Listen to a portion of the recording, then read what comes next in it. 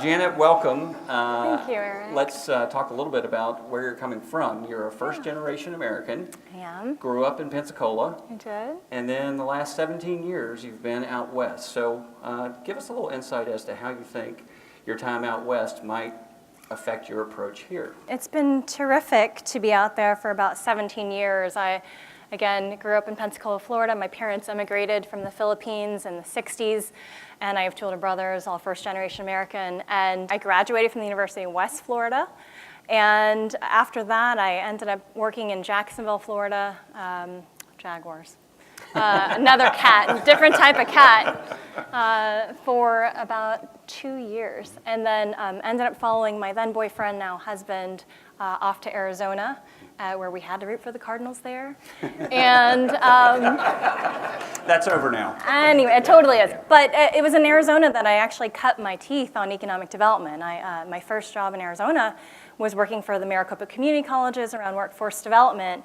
And it was there that I got really passionate around how workforce development can be a critical piece of building community and how people can actually re-enter the workforce or get skilled to have wonderful jobs. And I was like bitten by it. I loved it. And through the work in the Maricopa Community College system, I got to understand what regional economic development was from the Greater Phoenix Economic Council. And I basically banged down the doors there until they would let me in. And I worked first in product improvement, doing research and marketing, and then essentially built my way up into the organization.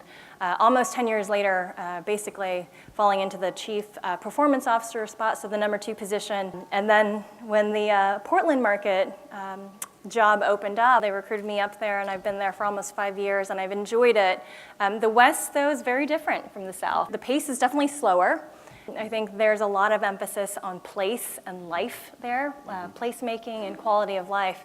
And not to say that that's a negative thing, but I think the impetus to want to do business and actually want to grow your market, certainly along the West Coast, they've seen a lot of growth and development too. But what I get here from the Charlotte region is there's a lot of hunger. There's a lot of appetite for growth and development in a smart way, and a supporting business community to get behind it, along with the public sector. It's a really exciting opportunity. So you were running a group called Greater Portland, Inc. Yep. And it's not gone, even though you're leaving, they will continue. That's right. I've done a pretty good job there. That's right. Yeah. That's right. Yeah. So you were dealing, though, with some similar circumstances. It's publicly and privately funded. That's right. Much as the Business Alliance is. You're dealing with 2 states, Yeah. Oregon and Washington. Right. 2 states here. Tell me a little bit about how that factors into what you'll do here, because you know some of the dynamics. New names and faces, but some of the dynamics are similar. Yeah, I think bi-state regions are unique. I mean, we're certainly not going to be the only ones in the country that are trying to raise the visibility of a market that can essentially have a ton of different offerings for companies and a workforce, depending on where you are. Economies are regional. And so, not all of us have the luxury, really, of living, working, and playing in the same community.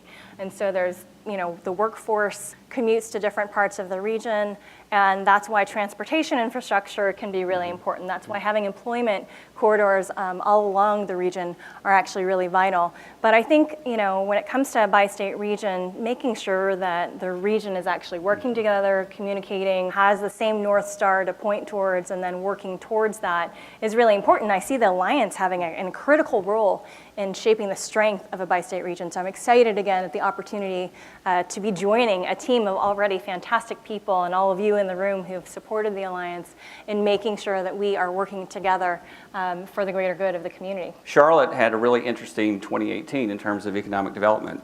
You had 11 months where all we heard was, that's going to Nashville, that's going to Nashville, that's going to Nashville, and that's going to Nashville. Yeah. And then in December, all of a sudden, some of the wins started stacking up. Honeywell was recruited, then you had AvidXchange, LendingTree, about 2,700 jobs in the course of a month. And then in February, a little gift from SunTrust and BB&T, a $66 billion merger that will bring the headquarters to Charlotte. So with those in place now, how do you take advantage of that momentum and keep going? Those wins, those announcements would not have happened if all of you weren't trying to make this community the best that it could be and put your best foot forward to business. And I think the fact that this region has seen those successes it doesn't mean that we're going to stop. You know, this community needs to be built on the vibrancy of jobs and economic opportunities that really everyone can benefit from. So our work is not done. We will continue to do that, but I think fundamental to that will be the fact that we can all work together. You know, at the end of the day, we can put all of our differences aside and just collaborate. Coming from Portland, obviously a city that is very well known for its development policies and for its transit, where does that fit into your priority list, you think? Transportation is critical. It's part of the infrastructure and it's part of the product that you're selling. Again, when you're thinking about a healthy, vibrant region and making sure that we can get people to their place of employment, that we can have a smart city around transportation, around light rail. So it's definitely going to be something that we are going to prioritize. I'd like to think of our public policy agenda as something that, again, when we think about economic prosperity for all, that these policy investments, that these decisions that we can inform, influence, or be a part of shaping will feed, again, the importance of economic prosperity for all. Perfect segue. So you mentioned economic prosperity for all.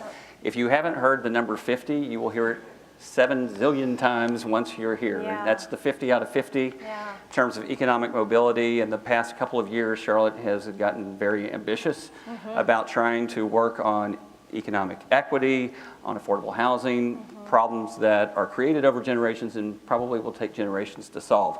All that said, I'm curious what your philosophy is in terms of, you have the pragmatic side of business, but you also have the more idealistic side of business of economic prosperity for all. How do you blend that into your work? While I know that mobility from poverty can't be solved with jobs and employment alone, there is a need for ecosystems around safety nets for the disadvantaged and for underserved populations. But education is another critical piece of that. We need to make sure that we're investing in education for all of our students and all of our children. So let's close with this. How do you define success a year from now?